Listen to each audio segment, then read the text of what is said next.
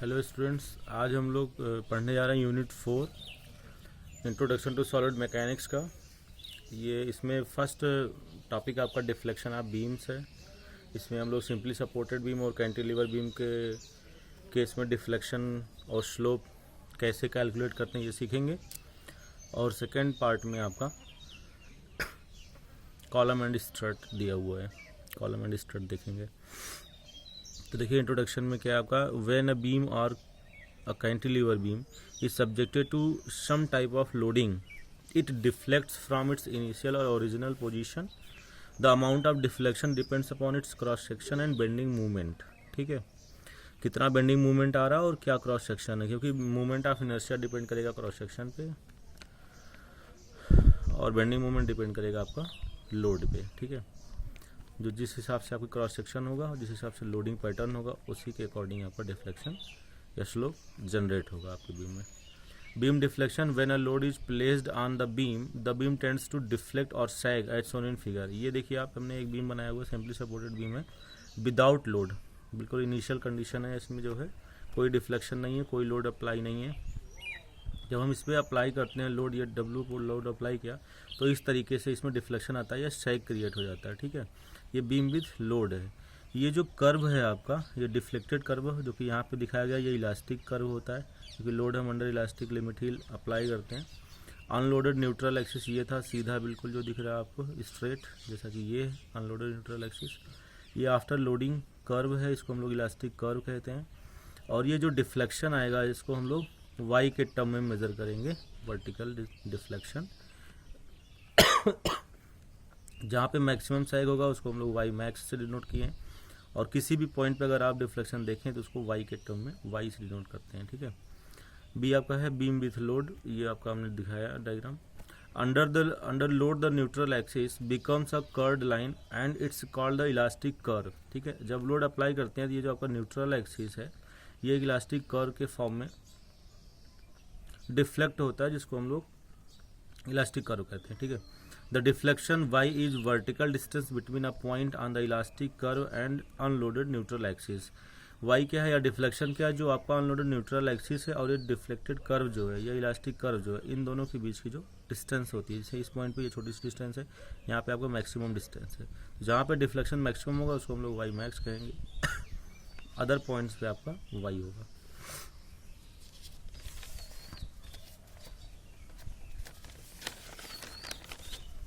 Next आपका है relation between slope deflection and radius of curvature. देखिए यहाँ पे हम लोग एक रिलेशन सेटअप करेंगे स्लोप डिफ्लेक्शन और रेडियस ऑफ कर्वेचर के बीच में।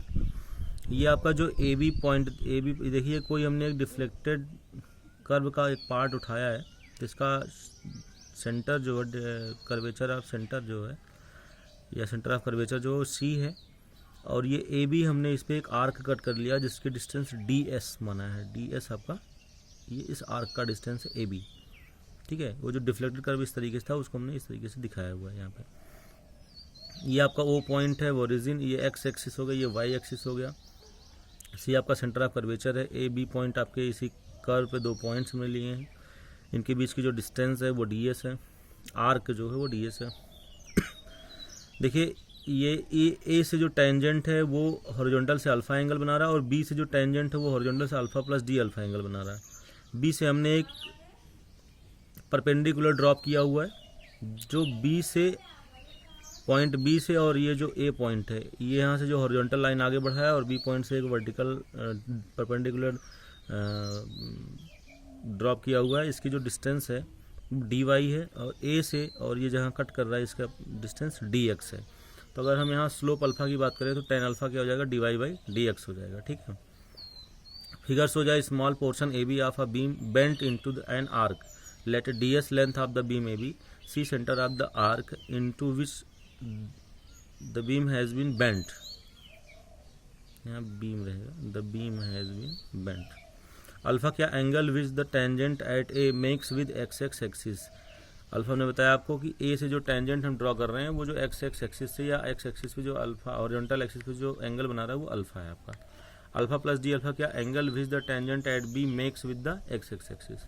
अब देखिए in triangle A C B अगर हम बात करें, ये जो आपका ए सी बी ट्रायंगल है ये डी अल्फा एंगल है, तो एंगल ए सी बी क्या होगा, एंगल ए सी बी मतलब डी अल्फा एंगल क्या होगा आपका, D S upon D alpha, D S upon D alpha, ठीक है, सॉरी हाँ डी अल्फा है, एंड डी एस जो है वो आपका आर डी अल्फा होगा, डी एस क्या हो जाएगा आर इंटू डी अल्फा, क्योंकि आर का होता है रेडियस इंटू एंगल, तो यहाँ से देयरफॉर आर क्या आ जाएगा, यहाँ से देखें अगर हम आर क्या आ जाएगा, D S upon D alpha आ जाएगा। और इस डी एस को हम क्या लिख सकते हैं, d x upon, since d s is equal to d x, तो आपका d x upon D alpha हो जाएगा। यहाँ से अगर आप 1 अपॉन आर की बात करो, D alpha upon D x हो जाएगा, इक्वेशन नंबर 1।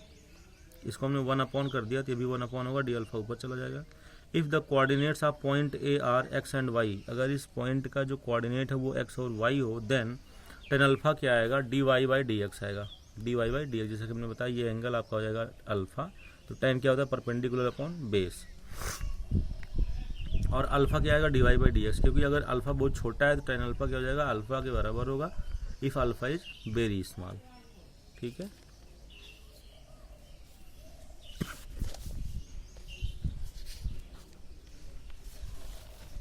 नाउ अल्फा क्या होगा आपका, since alpha d Y by D x है, अगर हम इसको डिफरेंशिएट करें, differentiating above equation with respect to x we get क्या आएगा, d alpha upon D x is equal to d two Y upon D x square. इसको अगर आप एक्स के रिस्पेक्ट में डिफरेंशिएट करेंगे तो D alpha upon D x जो होगा d two Y upon D x square के इक्वल होगा, ठीक है। फ्रॉम इक्वेशन 1, इक्वेशन 1 आपकी क्या थी,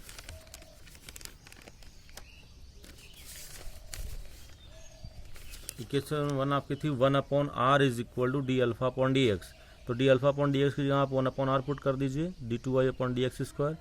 since from bending equation M upon I equal to E by R होता है, यहाँ से एम क्या होता है ई आई बाई आर, अब यहाँ से 1 बाई आर की वैल्यू ये रखते हैं हम लोग फ्रॉम इक्वेशन 2, तो E I D two Y upon D x square, movement क्या हो जाएगा E I D two Y upon D x square. The above equation is based on only bending movement.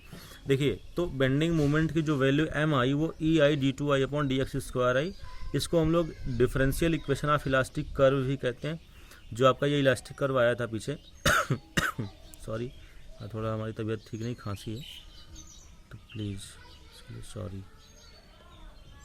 ये देखिए जब आप लोड प्रोवाइड करेंगे तो ये आपका डिफ्लेक्टेड कर्व है, इस डिफ्लेक्टेड कर्व का जो इक्वेशन होती है वो ये आती है M equal to E I D two I upon D x square, differential equation, ठीक है। अब हम लोग थोड़ा साइन कन्वेंशन देख लेते हैं, क्या साइन कन्वेंशन फॉलो करेंगे। To find out the slope and deflection of a centre line of a beam at any point, proper sign conventions will have to be taken into account. The following sign conventions will have to be used. X is positive under when measured towards right. अगर हम लोग left to right जाएंगे, right की तरफ move करेंगे, इस तरीके से मूव करेंगे, लेफ्ट टू राइट जाएंगे, तो आपका जो x है वो ये जो x वेरिएबल होता है इसको हम लोग पॉजिटिव लेंगे। y is negative and measured downward, अगर डाउनवर्ड डिफ्लेक्शन का ये मेजर करेंगे, नीचे की तरफ मेजर करेंगे तो न्यूट्रल एक्सिस से, तो उसको नेगेटिव लेके चलेंगे, या नेगेटिव आता है। एम क्या bending movement is negative when hugging, अगर आपका हॉगिंग मूवमेंट है तो नेगेटिव होगा और सैगिंग मूवमेंट है तो पॉजिटिव होगा। सैगिंग मूवमेंट ये होता है और हॉगिंग मूवमेंट ये होता है। मीन्स ओपन बाउल अगर है, बाउल कटोरा अगर ओपन बाउल है तो पॉजिटिव, और अगर क्लोज्ड बाउल है तो negative. Slope is negative and rotation is clockwise, ठीक है। ये आपके कुछ साइन कन्वेंशन है, इसको आप फॉलो करेंगे।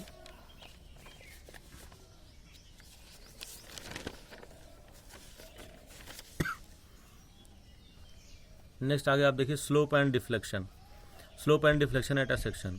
The important method was for finding out the slope and deflection at a section in a loaded beam are as follows.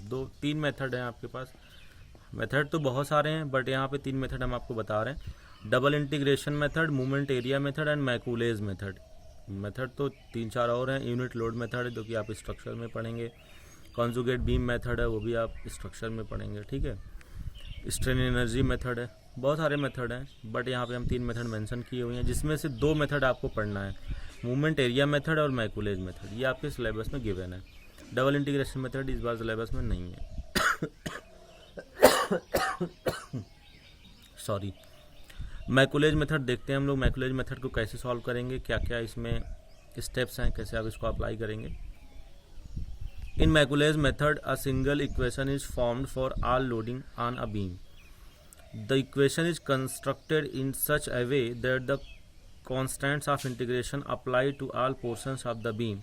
This method is called method of singularity functions।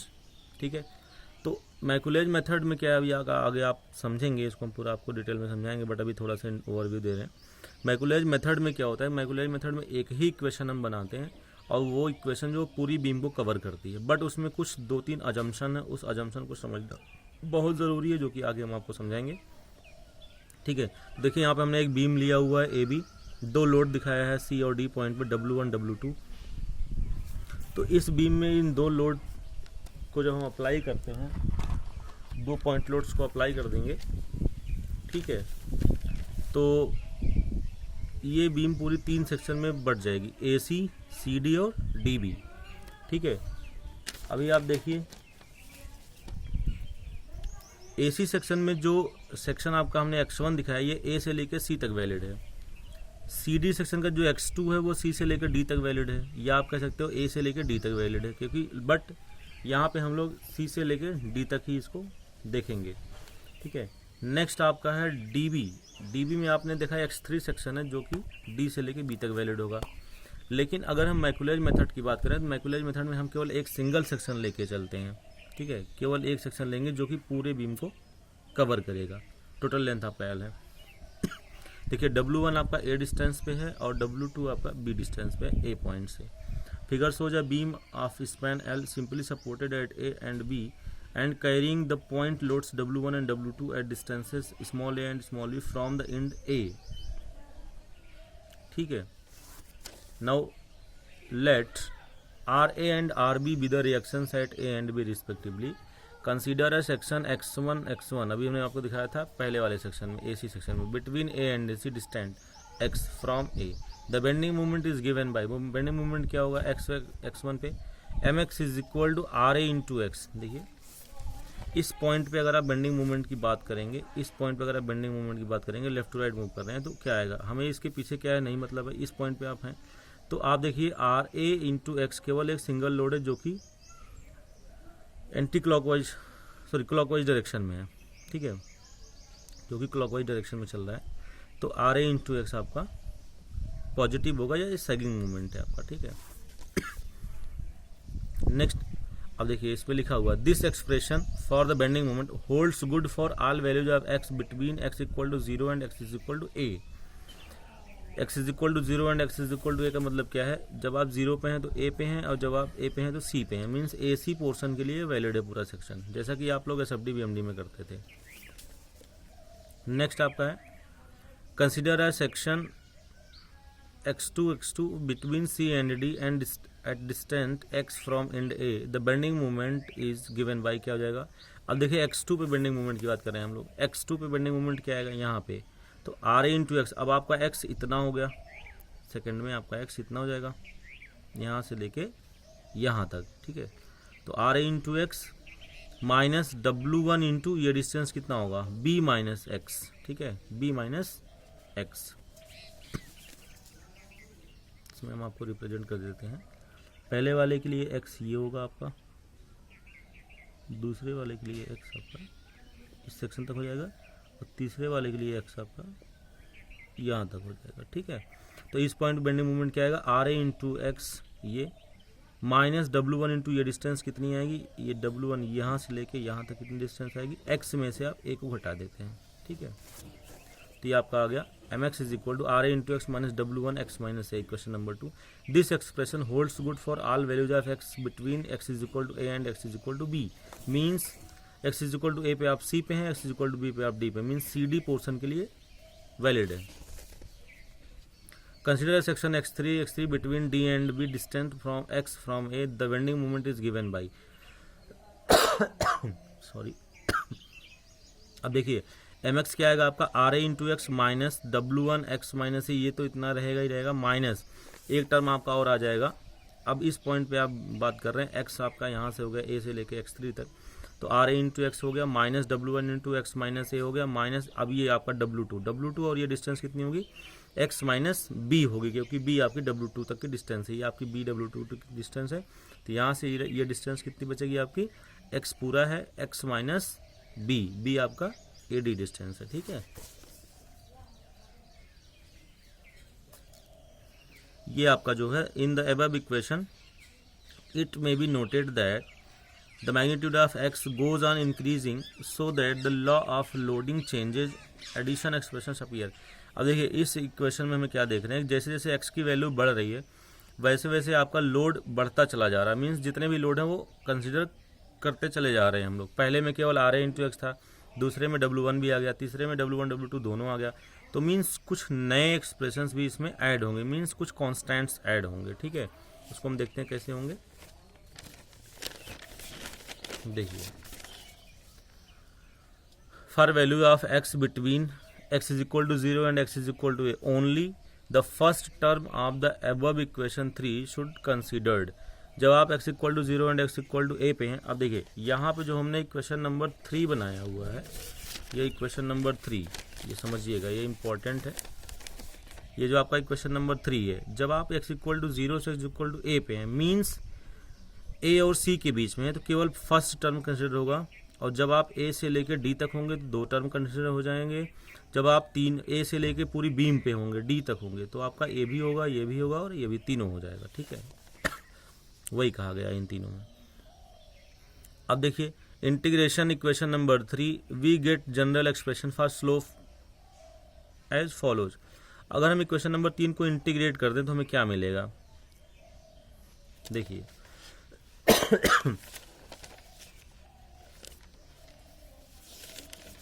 ये आपका equation number 3 है, ये आपका equation number 3 है। इसको आप integrate करेंगे तो क्या आएगा, m को हम क्या लिख सकते हैं, EI d2i upon dx square. m को क्या लिख सकते हैं, EI d2i upon dx square, ठीक है। जब एक बार इंटीग्रेट करेंगे तो क्या आएगा, EI dy बाई dx, जो d2i अपॉन dx स्क्वायर था, जब एक बार इंटीग्रेट होगा तो उसकी पावर सिंगल हो जाएगी। EI dy by dx RA into x था, RA into x square by 2 हो जाएगा, प्लस एक कॉन्स्टेंट आ जाएगा C1। अब यहाँ देखिए हमने एक डॉट लगाया हुआ है, इस लाइन का मतलब समझिएगा। इस लाइन का मतलब ये है कि जब हम पहले एक्सप्रेशन से आगे बढ़ रहे हैं तो हमें ये ध्यान देना है कि W1 x माइनस ए था वहाँ पे, जब हम इसको इंटीग्रेट करेंगे तो x माइनस ए को एक सिंगल वेरिएबल मान के चलेंगे, एक्स स्क्वायर बाई 2 माइनस ए नहीं करेंगे। W1 x माइनस ए एक सिंगल वेरिएबल होगा, इसका होल स्क्वायर बाई 2 हो जाएगा, minus W2 x minus b का भी उसी तरीके से होल स्क्वायर बाई 2 हो जाएगा। ये आपका स्लोप इक्वेशन होगा, यहाँ पे हमने उसको समझाया भी है। The constant C1 should be written after the first term of the equation. क्यों, क्योंकि अगर हम केवल AC की बात करें तब भी हमारा जो इंटीग्रल कांस्टेंट C1 है वो इंक्लूड हो जाए, क्योंकि उसके बाद जब हम देखेंगे तो ये वैल्यू 0 भी हो सकती हैं। किस केस में 0 होंगी बताते हैं। Second, the quantity x minus a, देखिए x minus a should be integrated as x minus a का whole square by 2 and not as x square by 2 minus a x. इस x माइनस ए का जो integration होगा वो एक single variable मान के होगा, मीन्स इसको अगर हम कैपिटल X मान लें तो कैपिटल X का होगा एक्स स्क्वायर बाई 2। यहाँ पे देखिए कुछ लोग करेंगे x square by 2 minus A into x, ये होना चाहिए था जो कि यहाँ पे लिखा हुआ, बट ये नहीं लेते हैं, ये इसमें लिमिटेशन है, या इसका आप कह सकते हो कि अजम्पशन इसमें मान के चला गया, इसकी एक लिमिटेशन है, ड्रॉबैक है। तो यहाँ पे हमें क्या करना होगा, इस x माइनस ए को एक सिंगल वेरिएबल मानना होगा। तो क्या हो जाएगा, x माइनस ए का होल स्क्वायर बाई 2 ऐसे लिखेंगे, ना कि x square by 2 minus a x, ऐसा कभी नहीं लिखेंगे। ऐसा लिखेंगे तो गलत हो जाएगा, x माइनस ए को एक सिंगल वेरिएबल मानना है, ठीक है।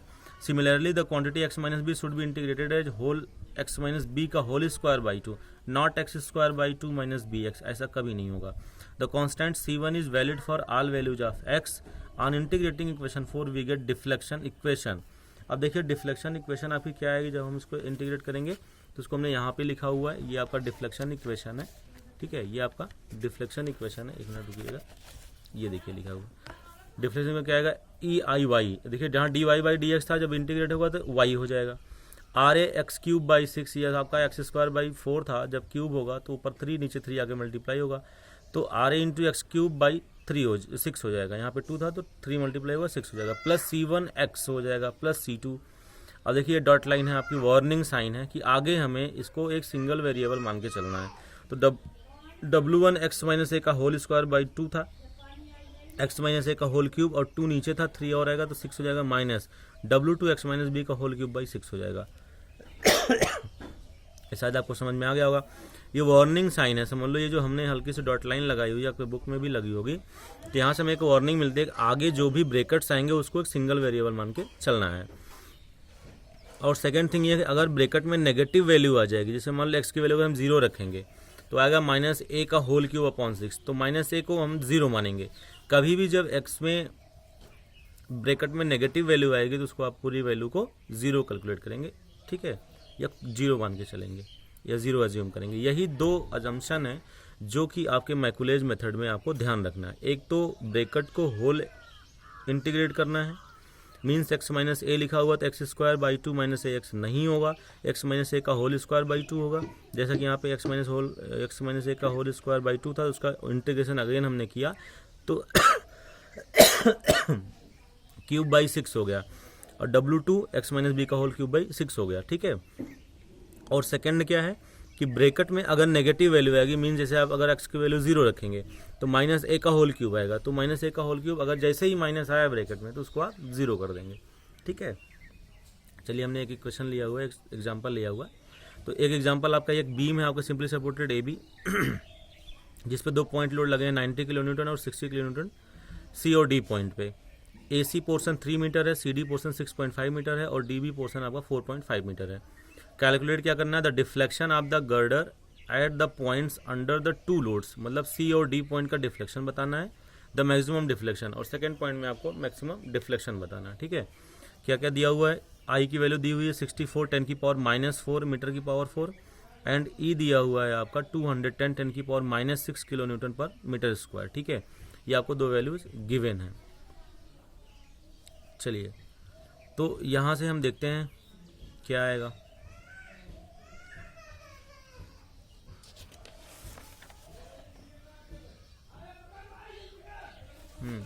ये पॉजिटिव आना चाहिए वैल्यू, सर ये पॉजिटिव वैल्यू होगी, 210 10 की पावर 6 किलो न्यूटन पर मीटर स्क्वायर होगा। अब यहाँ देखिए ये आपकी बीम थी, हमने सोल्यूशन में इस बीम को लिख लिया, ए बी बीम है आपकी, A C D B 90 kilo newton 60 kilo newton 3 metre 6.5 metre 4.5 metre. अब यहाँ से आप सबसे पहले इसका क्या करेंगे, रिएक्शन कैलकुलेट करेंगे। रिएक्शन कैसे कैलकुलेट करते हैं हमने आपको सिखाया था, SFD BMD जब पढ़ाया था तो वहाँ पे बहुत बार रिएक्शन कैलकुलेट किया गया था।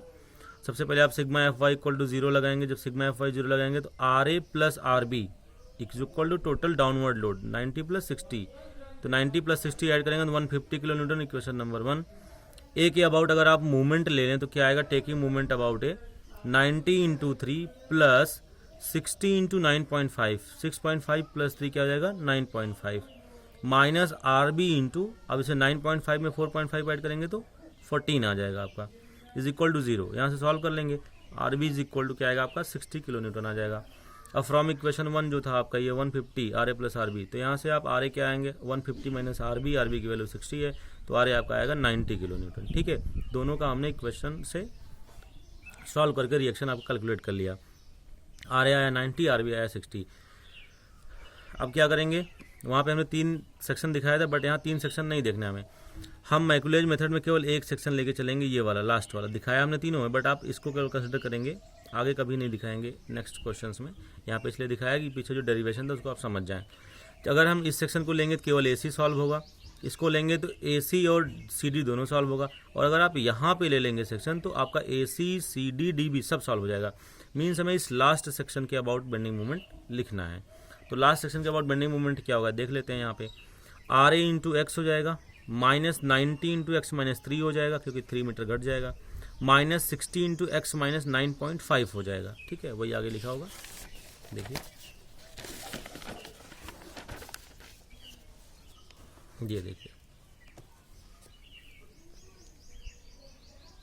ठीक है। देखिए consider section x x at a distance x from end A and apply Macaulay's equation 90 into x, हमने लास्ट वाले सेक्शन की बात किया, माइनस 90 क्या RA है, माइनस 90 इंटू एक्स माइनस 390 क्या जो लोड लगा हुआ है C पॉइंट पे, माइनस 60 इंटू एक्स माइनस 9.5 जो D पॉइंट पे लोड लगा हुआ है, इक्वेशन नंबर 1 हो जाएगा। अब देखिए MX को हम लिख सकते हैं EI D2i upon DX square लिख दिया, is equal to 90x minus, अब देखिए वार्निंग साइन लगा हुआ है 90x minus 3 minus 60x minus 9.5 on integrating equation E I d Y by D x. अब देखिए ये जो d two Y upon D x square था ये d Y by D x हो जाएगा is equal to 90x square by 2। ये क्या हो जाएगा, x था तो x square by 2 plus constant C1 आ गया। कॉन्स्टेंट C1 यहाँ इसलिए लिखते हैं कि अगर हमें केवल पहला टर्म ही यूज करना हो तो भी आपका कॉन्स्टेंट इंक्लूड हो जाए। उसके बाद आप वार्निंग साइन देंगे माइनस 90। अब देखिए x माइनस 3 का होल स्क्वायर बाई 2 हमने किया, ना कि x square by 2 minus 3x, ऐसा कभी नहीं होगा। x माइनस 3 का whole square by 2 minus 60x minus 9.5 का whole square by 2, equation number 2। Again integrate करेंगे तो E I d Y by D x आएगा, यहाँ पे D2 नहीं बल्कि d Y by sorry E I y आ जाएगा, यहाँ पे ई आई वाई आ जाएगा। जब आप d Y by D x को इंटीग्रेट करेंगे तो D2 आई नहीं बल्कि ई आई वाई आ जाएगा, sorry 90x cube by 6, x square का हो गया इंटीग्रेशन तो क्यूब बाई 6 हो गया प्लस C1x प्लस C2, फिर integration warning sign minus 90x minus 3 का whole cube by 6 minus 60x minus 9.5 का whole cube by 6, equation number 3। अब देखिए at x equal to 0 y 0 हमने कैसे किया, y क्या है, डिफ्लेक्शन है। x इक्वल टू 0 जो है वो आपके सपोर्ट a को बता रहा है। x इक्वल टू 0 पे आप a पे हैं, a आपका एक सपोर्ट है, सपोर्ट पे डिफ्लेक्शन होगा नहीं, इसलिए यहाँ पे आपका x इक्वल टू 0 पे y 0 होगा। और x इक्वल टू l मतलब लेंथ जो है इसका 14, यहाँ पे भी y 0 होगा। इन्हीं दोनों कॉन्स्टेंट का यूज़ करके या इन दोनों कंडीशंस का यूज़ करके, इसको आप बाउंड्री कंडीशन भी कह सकते हैं, इन्हीं दोनों बाउंड्री कंडीशंस का यूज़ करके आप C1 और C2 की वैल्यू को कैलकुलेट करेंगे, ठीक है। तो देखिए यहाँ पे at x equal to 0 y 0 है। क्यों 0 हमने बताया आपको, क्योंकि x इक्वल टू 0 पे एक सपोर्ट है, सपोर्ट पे आपका डिफ्लेक्शन होता नहीं है। तो और डिफ्लेक्शन इक्वेशन कौन सी है, 3 है, क्योंकि इसी में y आ रहा है, ई आई वाई आ रहा है, तो 0 पुट कर दिया। ये देखिए 90 इंटू 0 0 हो जाएगा, C1 इंटू 0 0 हो जाएगा, C2 बचेगा। वार्निंग साइन के बाद x माइनस 0, समझिएगा 90 इंटू एक्स की जगह आप 0 रखेंगे तो 0 माइनस 3, माइनस का 3 अंदर आ रहा है, बट जैसे ही माइनस आएगा आप इसको 0 ले लेंगे, और यहाँ पे भी जैसे माइनस आएगा उसको आप 0 ले लेंगे। जैसे x की वैल्यू को 0 रखेंगे तो यहाँ पे माइनस साइन आएगा तो 0 हो जाएगा, मीन्स C2 की वैल्यू 0 हो जाएगी। और आप अपने इन्फॉर्मेशन के लिए याद रखें कि हमेशा अगर आपका सिंपली सपोर्टेड बीम है तो C2 की वैल्यू ऑलवेज 0 ही आती है, ठीक है। From equation 3 again at x equal to 14 metre, 14 metre मतलब फुल लेंथ, पूरी लेंथ जब हम बात करेंगे x इक्वल टू 14 मीटर पे, तो y आपका अगेन 0 होगा क्योंकि वहाँ पे भी सपोर्ट है। तो 0 इज इक्वल टू 90, x की वैल्यू 14, 14 का cube by 6 plus C1 into 14। देखिए यहाँ पे x की वैल्यू 14 रख दिया, C2 आपका 0 हो चुका था, वार्निंग साइन माइनस 90, x की जगह आप 14 रखेंगे, 14 माइनस 3 ये पॉजिटिव आएगा इसलिए लिया हमने क्यूब बाई 6 माइनस 60, 14 माइनस 9.5 का होल क्यूब बाई 6 हो गया, ठीक है। तो यहाँ से आप जब इसको सॉल्व कर लेंगे C1 आएगा माइनस 1448.84, ठीक है। अब put the value of C1 and C2 in equation number 2 and 3। E I d Y by D x, देखिए पहले हमने 2 में रखा तो E I d Y by D x क्या आ जाएगा 90x square by 2 minus 1448.84, warning sign minus. अब देखिए 90, ये पूरी इक्वेशन लीजिए 90x माइनस 3 का whole square by 2 minus 60x minus 9.5 का होल स्क्वायर बाई 2 आपका स्लोप इक्वेशन बन जाएगा। जब आप C1 की वैल्यू रख देंगे तो स्लोप इक्वेशन बन जाएगा, ठीक है। एंड जब आप डिफ्लेक्शन इक्वेशन रखेंगे 3 इक्वेशन में रख देंगे, E I y is equal to 90x cube by 6 minus 1448.84x, ये आपका C1 इंटू एक्स था, C1 की वैल्यू रख दिया, C1 into x minus 90x minus 3 का whole cube by 6 minus 60x minus 9.5 का होल क्यूब बाई 6, ये आपका डिफ्लेक्शन इक्वेशन हो गया, ठीक है। अब हमारे पास स्लोप और डिफ्लेक्शन इक्वेशन मिल गया है वेरिएबल के टर्म में, तो आप किसी भी पॉइंट पर स्लोप और डिफ्लेक्शन को कैलकुलेट कर सकते हैं। तो जैसा कि आपको क्वेश्चन में पूछा गया था, deflection under load 90 kilo newton at point C, दोनों लोड के अंडर आपको डिफ्लेक्शन बताना था, तो हमने पहले लिया 90 किलो न्यूटन का। 90 किलो न्यूटन कहाँ पे लगा हुआ है, सी पॉइंट पे, कितनी डिस्टेंस पे, 3 मीटर पे। तो आप क्या करेंगे, at x equal to 3 means put x equal to 3 in deflection equation. इस डिफ्लेक्शन इक्वेशन में अगर आप x की वैल्यू को 3 पुट कर दें तो आपको इस 90 के नीचे, 90 किलो न्यूटन के नीचे कितना लोड लगा, कितना डिफ्लेक्शन आ रहा है, मीन्स पॉइंट सी पे कितना डिफ्लेक्शन आ रहा है वो मिल जाएगा। तो यहाँ से आपका E I y C is equal to जाएगा 90, x की वैल्यू को 3 पुट करेंगे, 3 का cube by 6 minus 1448.84 into 3 minus 90 into 0, देखिए x माइनस 0 मीन्स 3 माइनस 3 0 हो जाएगा, माइनस अब यहाँ देखिए 3 माइनस 9.5 नेगेटिव आएगा तो इसको हमने 0 पुट कर दिया, ठीक है। इसको सॉल्व कर लेंगे, आएगा माइनस 3941.52 और ई आई आपका डिवाइड हो जाएगा आगे इधर से, तो वाई सी इक्वल टू आएगा माइनस 3941.52 अपॉन ई आई। अब हम यहाँ पे ई आई की वैल्यू को पुट करेंगे -3941.52 अपॉन 210 इंटू 10⁻6 गिवन था, इंटू 64 10⁻⁻4 ये भी गिवन था। ई की वैल्यू ये गिवन थी 210 10⁻6 एंड आई की वैल्यू गिवन थी 64 10⁻⁻4। ठीक है, तो आपने यहाँ पे लिख दिया। अच्छा, लोड और लेंथ किलो न्यूटन मीटर में था, सब किलो न्यूटन और मीटर में ही आप लेके चलेंगे। ठीक है, तो यहाँ से वाई सी आपका आएगा -0.00293 मीटर, या मिलीमीटर में कन्वर्ट करना है तो 1000 से मल्टीप्लाई कर देंगे। जब 1000 से मल्टीप्लाई कराएंगे आप इसमें, तो ये जो आपका पॉइंट डेसिमल का पॉइंट है वो 3 डिजिट आगे चला जाएगा, मीन्स 2.93, तो आएगा -2.93 मिलीमीटर, या y C is equal to 2.93 millimetre downward. ये जो नेगेटिव साइन है बता रहा है कि ये डाउनवर्ड है। ठीक है, इसी तरीके से now deflection under 60 kilo Newton load. अब कहाँ लगा हुआ 60 किलो न्यूटन लोड, कहाँ पे लगा हुआ है, पॉइंट डी पे लगा हुआ है। तो आप पुट करेंगे x is equal to 9.5 metre, क्योंकि d जो है आपका वो 9.5 मीटर पे। आप देखिए यहाँ पे इस बीम में अपने ये आपका d पॉइंट है, d पॉइंट कहाँ पे है, यहाँ से लेकर 9.5 मीटर पे है। तो 9.5 मीटर जब आप रख देंगे इसमें, तो आपका डिफ्लेक्शन है d आ जाएगा। ठीक है, तो आप पुट करेंगे x is equal to 9.5 metre in deflection equation, तो ई आई वाई डी हो जाएगा 90 x की जगह 9.5 का whole cube by 6 minus 1448.84 into 9.5 हो जाएगा, माइनस 90 इंटू 9.5 माइनस 3 का होल क्यूब बाई 6। अब देखिए ये जो वार्निंग साइन हम बता रहे हैं आपको बार बार, ये चीज़ इसके आगे आपको बस दो चीज़ें ध्यान देनी है। जब आप इंटीग्रेट कर रहे होंगे तो इस ब्रैकेट को होल इंटीग्रेट करना है, और अगर ब्रैकेट में नेगेटिव वैल्यू आएगी तो उसको जीरो मान लेना है। तो जैसा कि हमने यहाँ पहले वाले में किया था यहाँ पे, ठीक है, इस वाले में देखिए जब इसमें कैलकुलेट कर रहे थे, एक्स की वैल्यू को 3 रखा, जीरो हो गया, यहाँ पे 3 रखा माइनस का आया तो ये जीरो कर दिया। यहाँ पे क्या है 9.5 माइनस 3 पॉजिटिव आएगा, ले लिया, -60 इंटू 9.5 तो जीरो ही हो जाएगा। इसको सॉल्व कर लिया हमने, 5022.8 आया, और इसके बाद ई आई की वैल्यू रख दिया 210 10⁻6 इंटू 64 10⁻⁻4, सॉल्व किया -0.00373, या इसको जब आप 1000 से मल्टीप्लाई करेंगे मिलीमीटर में तो -3.73 मिलीमीटर आ जाएगा। तो वाई डी आपका जो आ गया 3.73 मिलीमीटर, नेगेटिव का मतलब डाउनवर्ड है। हमने आपको अजम्पशन साइन कन्वेंशन में बताया था कि y जो है अगर डाउनवर्ड मेजर करेंगे तो नेगेटिव आएगा, इसलिए आपका नेगेटिव आ रहा है। तो वाई डी जो है 3.73 मिलीमीटर होगा, और ये डाउनवर्ड होगा, क्योंकि डिस्टेंस कभी नेगेटिव में नहीं होती, बट डायरेक्शन के अकॉर्डिंग हम लोग पॉजिटिव या नेगेटिव रखते हैं। तो जैसे कि डाउनवर्ड आएगा तो उसको नेगेटिव लेंगे। ठीक है, तो या आप डाउनवर्ड का साइन लगा दो, या आप डाउनवर्ड लिख दो, नेगेटिव साइन आप हटा सकते हो। नेक्स्ट पॉइंट था इसमें आपका मैक्सिमम डिफ्लेक्शन। ठीक है, अब देखिए ये बहुत इंपॉर्टेंट है कि मैक्सिमम डिफ्लेक्शन आप कैसे कैलकुलेट करेंगे। तो मैक्सिमम डिफ्लेक्शन को कैलकुलेट करने के लिए कंडीशन है आपका कि जहाँ पे डिफ्लेक्शन मैक्सिमम होगा वहाँ पे आपका जो कर्व है बिल्कुल स्ट्रेट हो जाएगा, और वहाँ पे स्लोप जीरो आएगा आपका। ठीक है, let us assume that the deflection will be maximum at a section between C and D. अच्छा, ये भी ध्यान देना है कि कहाँ पे आपका डिफ्लेक्शन मैक्सिमम होगा। तो सी डी पॉइंट में हमने